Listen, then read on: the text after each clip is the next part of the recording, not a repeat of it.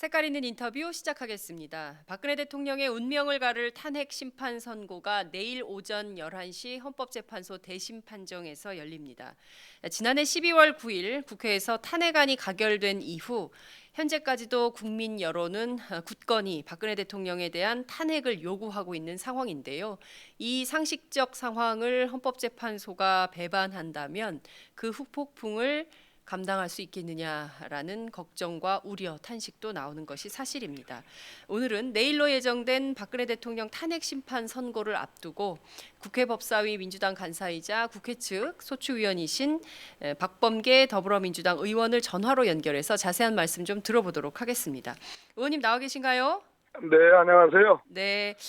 자, 원래 그제쯤 선고일이 잡힐 거라는 네네. 전망이 있었는데 안 나왔어요. 그래서 네네. 기자들도 정치인들도 그야말로 손에 진땀을 뺐는데요.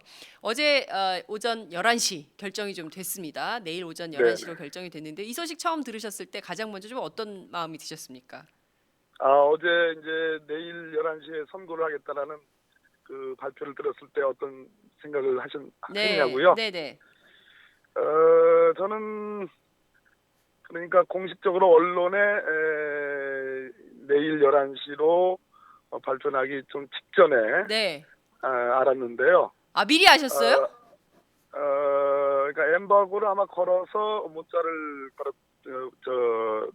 했던 것 같아요. 그 네. 국회 측 네. 당사자니까 네. 11시, 그러니까 내일 11시에 나와라 이렇게 문자를 국회 측이 아, 받았습니다. 국회 측 네. 대리인단 간사에게. 아, 예, 네. 예. 그래서 뭐 선고가 되는구나라고 해석을 그렇게 했고, 네. 제가 사무실에서 그걸 보면서 막 저도 모르게 박수를 치고, 박수를 치니까 바깥에 있는 보좌진들이 같이 박수를 치고, 네, 그러고 나서 그 정도로 왜 그런 거 아니? 네.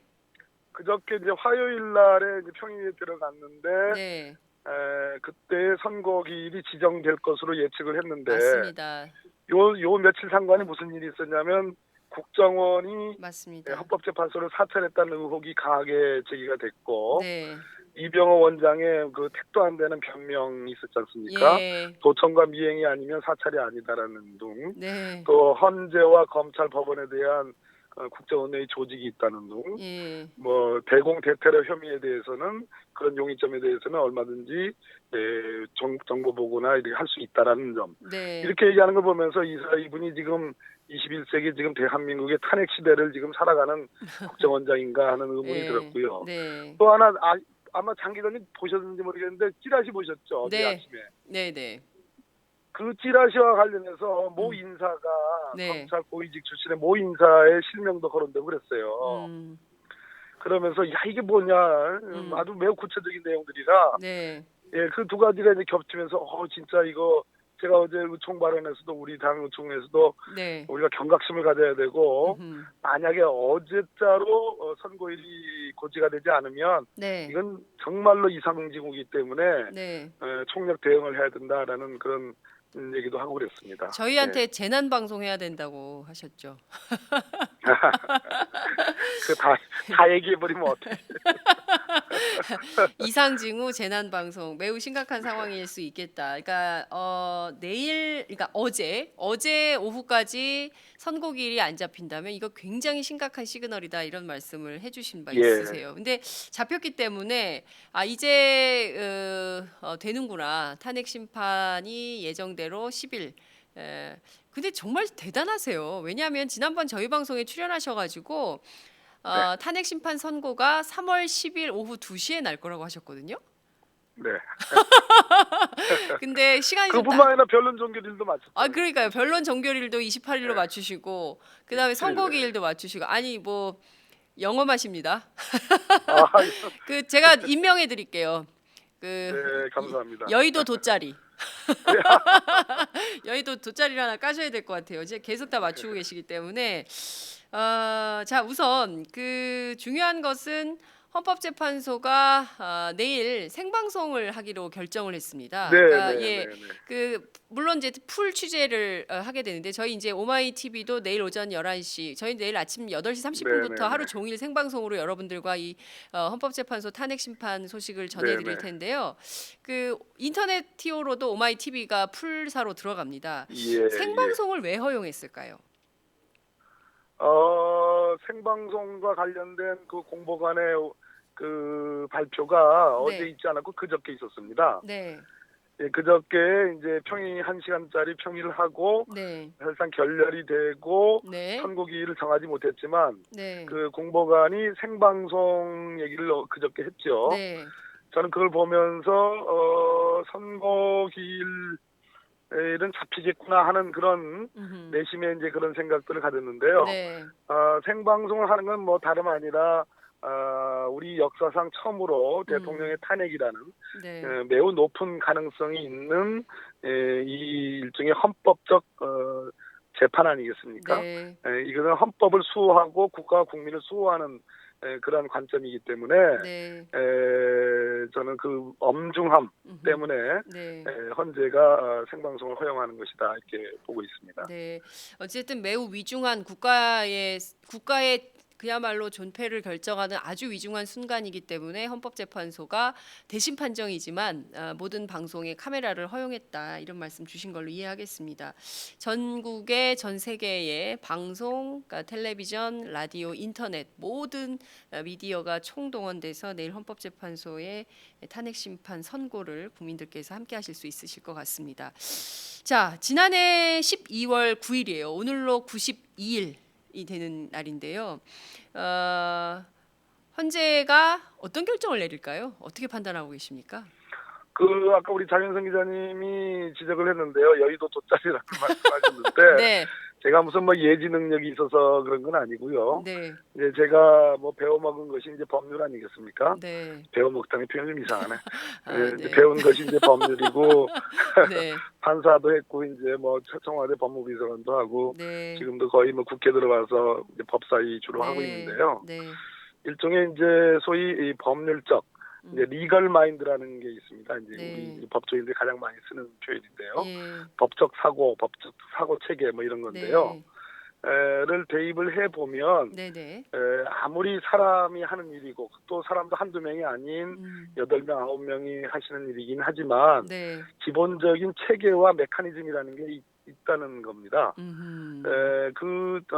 제가 생각하는 체계와 메커니즘의 결론 종결일이 24일에서 27일로 네, 옮겨질 것이다. 그러나 그렇죠. 27일 넘기지 않을 것이다. 네, 또 선고기일이 3월 13일 전에 반드시 잡힐 것이고 네, 3월 10일 혹은 3월 13일 될 것이다. 네, 3월 10일 가능성이 더 높다. 맞아요. 뭐 이런 예측들. 또 하나는 증거 법칙에 있어서 형사 재판에 네, 일반의 법원에서 쓰는 형사 재판에서 적용되는 그러한 증거 법칙이 아닌 네, 헌법재판소 고유의 증거 기준을 증거 법칙을 선언할 것이다. 거기에 의해서 17차 변론 기일과 증인 신문을 해서 증거를 채택을 했습니다. 네, 이 세 가지를 종합해 놓고 보니까 네, 대략 헌재 재판관 분들은 네, 네, 인용의 결정에 상당히 가까이 가 있지 않으면 변론 종결을 그렇게 할 수 없는 것이고 선고기일을 그렇게 정할 수 없는 것이라는 네, 어떤 그 사리적 네, 합리적 그런 결론에 도달하게 됐습니다. 그래서 결론적으로 제가 무슨 헌재 재판관 분들하고 무슨 소통해서 뭐 일을 아는 것이 아니라 네, 아마도 절대 다수가 탄핵을 인용할 가능성이 높고 혹시라도 한 분 정도 또는 두 분 정도의 다른 소수 의견을 뭐 갖고 있거나 뭐 표시는 안 했지만 네, 그런 심증을 갖고 있다 하더라도 네, 네, 나머지 이 탄핵을 인용해야 된다라는 의견을 갖고 있는 다수의 재판관들이 그분들에 대한 설득 과정이 저는 뭐 어제 있었을 것이고 설령 있다 하더라도요. 네. 그 소수 의견이 있다 하더라도 네, 설득 과정이 있었을 것이고 아직 판결까지는 가지 않았기 때문에 네, 오늘도 그렇고 네, 내일 마지막 이 투표를 할 때 네, 주문을 가지고 투표를 할 때 그걸 편결이라고 하죠. 네, 할 때까지도 혹시 네. 이론이 있다면 이견이 있다면 네. 그 재판관에 대한 설득 그래서 이 탄핵 재판의 어떤 역사성 또 음. 우리 헌법 수호성, 네. 국민을 지키고 보호해야 되는 이러한 측면을 감안할 때 네. 전원일치의 결론을 내기 위한 노력을 하지 음. 않겠느냐 이런 말씀 드리는 아, 겁니다. 그렇군요. 그 결과적으로는 이 탄핵 심판의 탄핵 재판의 세기의 재판이죠. 이 재판의 역사성을 봐서라도 최대한 설득을 해서 8대 0의 결론에 이르게 될 것이다. 그렇게 볼 수밖에 없다. 오랫동안 법적 사고 체계를 가져온 판사 출신의 청와대 법무비서관 출신의 박범계 그 국회 법사위 민주당 간사님 입장에서 볼 때는 8대 0이다. 이런 거죠. 그렇지만 네. 다만 네. 제가 뭐 어디 빠져나갈 그 뭐 무슨 뭘 만들어서 그쪽으로 이제 변명을 하는 건 아니고요. 네. 이 재판이 세기의 재판, 네. 정말 역사적 재판이고 우리 대한민국을 정말 다시 네. 새롭게 세워야 되는 그런 결정적인 터닝 포인트가 되는 재판이기 네, 때문에 맞습니다. 아, 정말 제가 보기에는 혹여라도 지금 8분의 헌법재판관 가운데 한두 분이 막판에 그야말로 막판 뒤집기로 내일 오전 11시 그 선고를 앞두고 오전 9시가 됐든 10시가 됐든 판결을 하실 때 그때 나는 소수 의견이야라고 해서 판을 뒤집고 선고기일을 늦춘다면 그럼 이거 난리 나지 않을까요? 제가 보기에는 이렇게까지 한다면 물론 이제 이 법률가들은 늘 이제 보수적 관점에서 만일에 발생할 수 있는 또 하나의 가능성을 늘 염두에 두지만 이 경우가 된다면 아마 우선 대한민국 기자들이 가만히 안 있을 것 같습니다. 상식 외죠. 상식 외고 네. 그런 경우에 지금 말씀하신 것처럼 가만히 있지 않을 것이다라는 표현처럼 네네. 나머지 재판관들이 혹시 그러한 분위기를 일거에 정리를 하는 그래서 순탄하게 선고가 네. 예정된 대로 네.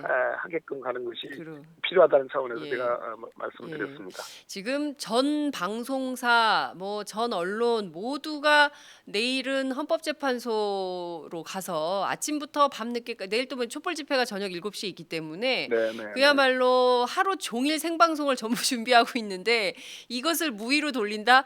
제가 보기에 대한민국 언론들이요. 카메라 기자들이요. 제가 보기에는 글쎄요. 그냥 넘기기 어려운 이런 상황이고 네. 이런 상황은 발생하지 말아야 된다고 생각이 좀 듭니다. 물론입니다. 예. 네. 자, 그 꼼꼼히 하나하나 좀 따져볼게요. 우선 박근혜 대통령에 대한 이제 탄핵 심판 사유가 있는데요. 이 중에서 하나만 해당이 돼도 탄핵 인용이 되는 것이죠.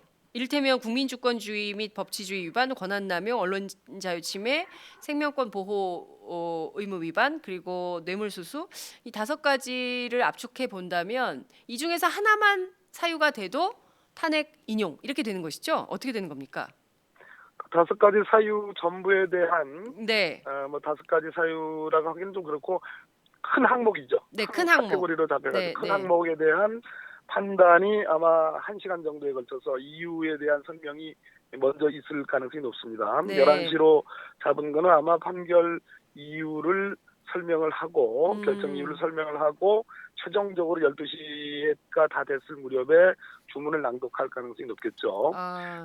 그러면 그 이유 중에 이제 5가지 항목에 대한 차례대로의 판단들을 할 겁니다. 네. 그러니까 이제 기본적으로 법정 의견이라고 그래가지고 6명 이상을 확보한 네. 그것이 내일 헌법재판소의 견해이기 때문에 그것을 중심으로 해서 5가지 사유들을 쭉 읽어 내려갈 가능성이 있고요. 네. 거기에 대해서 혹시나 있을 수 있는 소수 의견이 있다면 네. 또는 별개의 의견 네. 이런 것들이 있다면 그 네. 부분들을 보충적으로 설명할 가능성이 높은데요. 네네. 5가지 사유 중에 첫째 가장 중요한 것이 이제 기밀 누설에 따른 국정농단 네. 행위가 있죠. 두 번째는 이제 공무원 임명권을 네. 남용해서 네. 묵체부 그런 부분들이 그렇습니다. 있지 않습니까? 네. 그 부분이 있고요. 세 네. 번째는 역시 재단 설립과 관련된 재산권 보장 침해 행위. 네.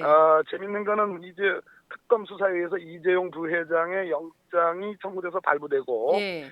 지금 기소 단계까지 왔는데 예. 이 부분은 참고 자료로는 제출돼 있으나 예. 헌재가 정식으로 증거를 채택하지 않았습니다. 그래요. 예. 그러니까 그렇게 증거를 신청할 수가 있는 기회가 되지 못했고요.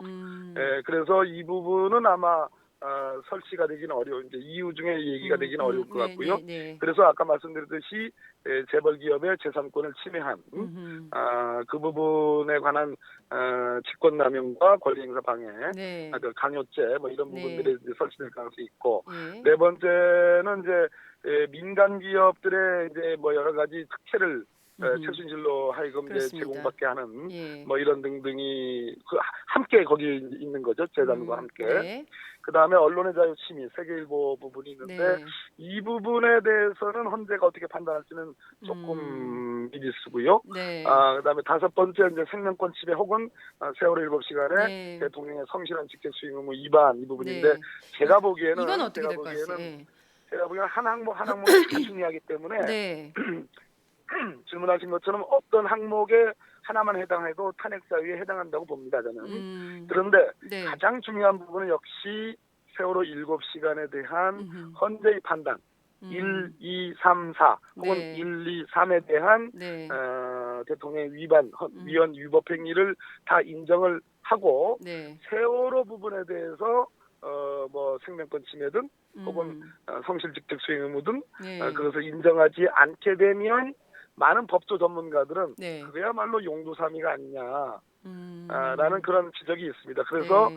이 부분도 논쟁이 아마 세월호 부분에 대한 논쟁이 가장 격렬할 것으로 예측이 되고요. 예. 그렇다고 결론이 왔다 갔다 하는 문제는 아닙니다. 네. 아까 말씀드렸죠. 네. 앞부분이 너무나 위중하기 때문에 어느 하나 해당한다면 탄핵 사유를 면치 못하는데 네. 문제는 그렇다 하더라도 네네. 역시 세월호 7시간에 대한 헌재의 판단, 법정 의견의 판단, 6명 이상의 판단 예. 또는 이거에 대한 소수 의견이 어떻게 있는가, 별개 의견이 어떻게 있는가 이 네. 부분이 전 가장 중요하다고 생각합니다. 네.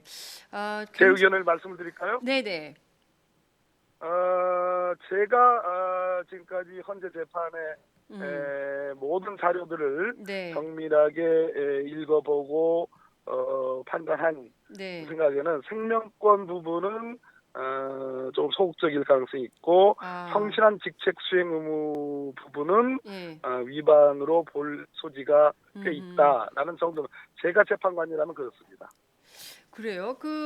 물론 이제 특검에서도 그 청와대 압수수색이 잘 안 됐기 때문에 제대로 진행이 안 됐기 때문에 세월호 7시간과 관련된 내용을 정확하게 밝혀내기 어렵다. 이 부분 계속 수사해야 된다. 이런 여지를 좀 네. 남긴 상황인데요. 그럼에도 불구하고 이 세월호 뭔가 그 비상수단을 총동원해서 아이들을 구해야 되는 그 시간에 대통령의 행적이 아직도 확인된 게 없어요. 네, 그렇습니다. 그럼 이 문제에 대해서 헌재가 위중하게 판단을 해야 되는 것은 아닐까요? 아니 바로 그 부분. 예. 지금 다시 정확히 말씀드리면 네. 생명권 침해 부분은 네. 고의에 가까운 즉 네. 고의로 일부러 우리 아이들을 희생하게 만들었다는 고의에 가까운 영역이고요. 네. 지금 우리 장현석 기자님이 말씀하시거나 제가 말하는 이 부분은 네. 대통령으로서 그때 뭘 했느냐, 어디서 도대체 그렇죠. 예. 왜 이걸 적절하게 대응 조치를 취하지 못했느냐, 예. 왜 대통령이 진두지휘해가지고 네. 총력을 모아서 예. 왜 구조하지 못했느냐, 예. 이 부분, 예. 이 부분은 고의 영역보다는 약간은 중과실 측면입니다. 예, 그래서 이 후자 부분은 네. 인정될 가능성이 제가 재판관이라면 후자 예. 부분은 인정하지만 전자 생명권 침해 부분은 아하. 고의에 가까운 영역이기 때문에 네. 그렇다면 일부러 죽였단 말이냐, 예. 뭐 이런 반론이 가능하기 때문에 네. 아마 법조적인 시각으로는 네. 이렇게 구별을 질 수 있다고 생각합니다. 네. 너무 예민한 부분이니까 예. 이 부분은 아무튼 내일 결론에 한번 맡겨봐 주시죠. 네. 자, 지금 탄핵 심판 선고가 다가오면서 헌법재판관들의 성향 분석을 언론들이 굉장히 많이 하고 있습니다. 특히 이 네네. 가운데 박근혜 대통령이 임명한 두 분, 조용호 서기석 재판관, 이분이 박 대통령이 임명했기 때문에 박 대통령에게 유리한 입장에 서지 않겠냐라는 우려도 있는데요. 법조인의 시각으로 그렇게 하실까요? 어떻게 보십니까? 누가 가장 임명권자가 중요합니까? 예민하고 네. 어려운 질문인데요. 네. 제 입에서 제가 뭐 명색이 법원 출신이고 네. 또 참여정부에서 청와대 비서관을 했던 사람이고 또 재선하면서 주로 법사위 활동을 하고 지금 간사하는 입장, 또 소추위원단의 일원인 입장에서 네.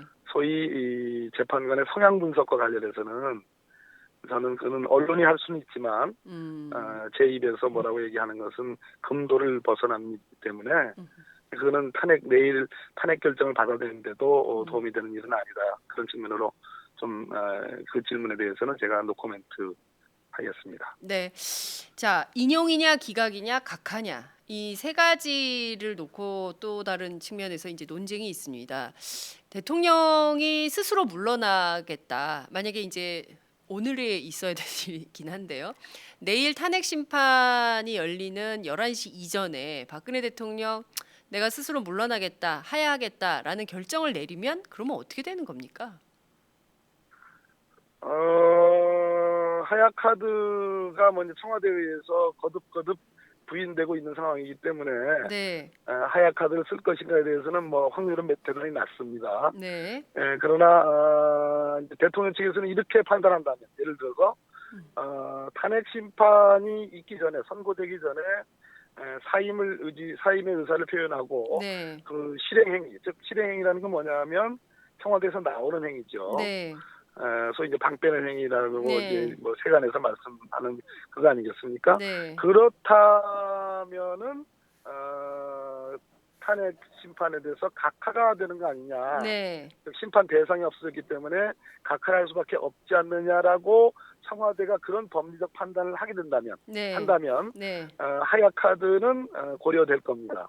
왜냐하면 그런 경우에 하야는 탄핵 결정을 받는 것보다는 대통령의 연금 등 뭐 경호는 물론이고요. 네. 굉장히 유리한 장점이 있고 네. 또 일종의 정치적 메시지로서는 굉장히 선명한 음흠. 메시지가 있고, 또 중요한 거는 탄핵 심판이라는 대한민국 최고재판소에 의해서 법적으로 움직일 네. 수 없는, 헌법적 법률적으로 움직일 수 없는 유죄의 판단과 파면 판단을 받는, 파면 결정을 받는 것을 네. 피하는 네. 그런 측면에서 고려될 수 있는 카드이긴 합니다. 네. 그러나 네. 지금 물으신 것처럼 네. 말 그대로 밥 다 돼가지고 이제 밥 숟가락 떠서 먹으려고 그러는데 네. 이거 뭐 재료가 어떠니 저떠니 음흠. 뭐 상을 뭐 아예 피지도 못하게 하는 게 이렇게 된다면 그야말로 뭐 이게 농단 아니겠습니까? 일종의 네. 헌법 재판을 농단하는 거거든요. 헌법재판농단이다. 예. 예, 예. 그렇기 때문에 예. 헌법재판소 입장에서는 네. 제가 10일 선고의 가능성은 네. 13일로 하지 않고 10일로 보는 것은 네. 혹시 있을 수 있는 이런저런한 변수들이 있는 경우 네. 헌재로서는 다시 평의를 해야 될 수밖에 없고, 새로운 중대한 사정 변경이 있을 때 예. 아까 말씀하신 것처럼 뭐 사임 카드가 그렇습니다. 네. 그런 경우는 다시 평의를 열 수밖에 없고, 네. 그랬을 때 우리 탄핵 결정을 그럼에도 불구하고 고하느냐 네. 여부에 대한 판단의 시간을 최소한 2, 3일이라도 갖기 위해서는 네. 13일 선고가 아닌 13일은 이정미 재판관 마지막 임기일이니까요. 그렇죠. 네네. 그래서 10일 선고일이 유력했다라고 보는 거거든요. 네네. 예, 그렇습니다. 그러나 지금 제가 방금 드린 해석, 네. 즉 대통령이 하야 카드를 내더라도 헌재가 다시 평의를 해서 네. 고해야 된다. 아. 지금 이것은 헌법재판을 농단하는 거고, 네. 충분히 밥을 다 무르익어서 네. 지금 상을 차려가지고 숟가락을 뜨려고 하는 것을 근본적으로 상을 치워버리는 것이기 때문에 네. 그것은 용납할 수 없다. 음흠. 나는 이 판단이 헌재의 판단의 중심에 서 있다면 네. 하야 카드는 쓸 수가 없는 거죠.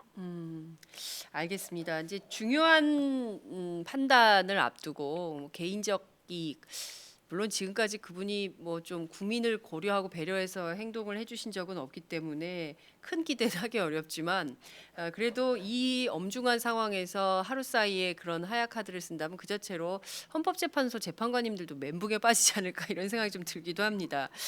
자, 끝으로 시간이 다 됐기 때문에 한 가지만 더 여쭙겠습니다. 그 많은 언론들이요, 최근에 특히 이제 보수적인 종편을 중심으로 해서 반반.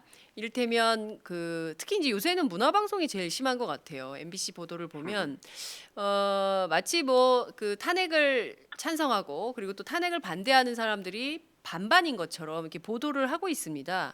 뭐 양측이 그 불복하면 그때 정치권을 어떻게 할 거냐, 뭐 통합의 리더십을 어떻게 발휘할 거냐, 뭐 이런 질문들을 하는데 여전히 오늘 아침 조사까지도 76%가 되는 국민들이 박근혜 대통령 탄핵해야 된다라는 여론을 보여주고 있습니다. 언론의 이런 보도 좀 어떻게 보시고 이런 보도가 이를테면 탄핵 기각 집회 쪽 탄기국에 어떤 영향을 미칠지 그 점은 좀 어떻게 판단하시는지 여쭙고 싶습니다. 네, 나라가 뭐 둘로 나눠졌다, 네. 뭐 국민이 둘로 나눠졌다 이런 말씀들을 네. 하고, 네. 그럴 때마다 제가 즐겨 쓰는 표현이 있습니다. 나라가 둘로 나눠진 게 아니라 음. 8대2로 나눠졌다 이렇게 말씀을 드리고요. 네. 네. 물론 소위 이제 친박 집회의 성격과 규모도 네. 진화해온 것도 사실입니다. 그러다 보니까 이제는 과거 한 달 전까지만 해도 소위 뭐 새누리당 네. 새누리당이 아니죠. 자유한국당. 자유한국당의 의원들이 즐겨 쓰는 표현 중에 샤이 보수, 네. 샤이한 보수. 그래서 여론조사에 응답하지 않는 박근혜 대통령 탄핵을 반대하는 사람들이 꽤 있다라는 그런 얘기들을 해왔는데 네. 적어도 한 달 전부터는 이 친박 집회의 성격이 바뀌었습니다. 노골적으로 탄핵을 반대하고 네. 거기에 많은 의원들이 가서 선동을 하고 있고 네. 또 일부 언론, 극히 일부 언론이 그 규모와 성격에 대한 일종의 뭐 왜곡적인 그러한 네. 보도들을 해왔는데요. 네.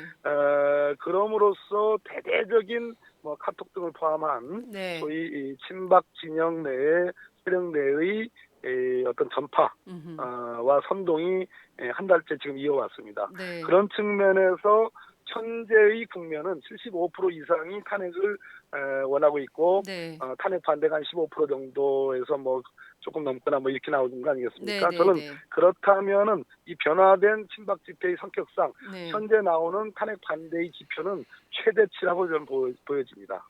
즉 차이 보수는 없다, 숨기고 있는 보수는 없다. 지금은 적극적으로 여론조사에 응하고 있고 네. 탄핵을 반대하는 그 어떤 세력의 어떤 규모나 성격도 과장돼서 네. 언론에 등장을 하고 있기 때문에 소위 숨겨진 탄핵 반대 지표는 좀 없다고 보여지고요. 네. 그랬을 때에 현재 뭐 일부 보도입니다만은 네. 마치 나라가 네. 절반 5대5로 나눠졌다 이런 보도들은 정말로 개탄스럽게 그지없다고 저는 보입니다. 네. 오늘 아침 리얼미터 보도에 따르면 박근혜 대통령 탄핵 여부 찬성 76.9, 반대 20.3으로 나와 있다. 20%? 예, 네네. 이 나와 있다는 점을 분명히 말씀을 좀 드리겠습니다. 정말 최대치라고 보여집니다. 정확하게 20%는. 보셨어요. 8대2로 나뉘어져 있다. 그렇지만 그렇습니다. 이도 이제 변화하겠죠. 이를테면 지금 이제 자유한국당에 여전히 남아 계시지만 탄핵에 찬성했던 의원님들 계시잖아요. 30여 분. 네네. 그분들이 이제 빨리 탈당해서 움직여야 되는 거 아니냐 이런 얘기를 바른정당 의원님들이 많이 하시던데 이제 정치도 탄핵 이후에 인용이 된다면 그 이후에 굉장히 많이 성격 변화를 할 수밖에 없다 이런 예측도 가능할 것 같습니다. 자, 저희 팟짱은 내일 아침 8시 30분부터 촛불 집회가 끝나는 밤 10시가 될지 9시가 될지 알 수 없지만 정말 온종일 생방송으로 여러분들 함께 할 텐데요. 박범계 의원님께서도 탄핵 심판 선고가 내려진 이후에 출연하시기로 하셨어요. 맞죠? 예, 출연하시기로 하셨기 때문에 내일 또 만나 뵙기로 하고요. 끝으로 간략하게 30초간 국민들께 한 말씀 하시죠. 지금 정말 엄중하고 위중한 국면입니다. 위대한 국민 1,400만 명에 가까운 연인원 우리 촛불 민심이 헌법재판소를 오늘날 이 선고까지 지정하는 이렇게 신속하고 중함한 재판이 가능하도록 만들었습니다. 탄핵 결정이 나더라도 저는 무겁게 진중하게 우리 국민들이 받아들이고 탄핵 결정에 대한 의미를 되새기면서 향후 대한민국을 어떻게 만들어갈 것인가, 이러한 대통령이 나오지 못하게끔 어떻게 할 것인가에 대한 중요한 이정표로 삼았으면 좋겠다 이런 말씀드립니다. 네, 다시는 우리 역사에서 1+1 대통령은 있어서는 안 된다 이런 말씀을 꼭 좀 드리고 싶습니다. 오늘 말씀 여기까지 듣지요. 내일 뵙겠습니다. 네, 감사합니다. 네, 지금까지 더불어민주당 박범계 의원과 함께했습니다. 마지막 하나까지 제거하지 못하면 또다시 증식하는 헬리코박터. HP7으로 더 강하게. 헬리코박터 프로젝트 윌, 더 이상 방치하지 마십시오.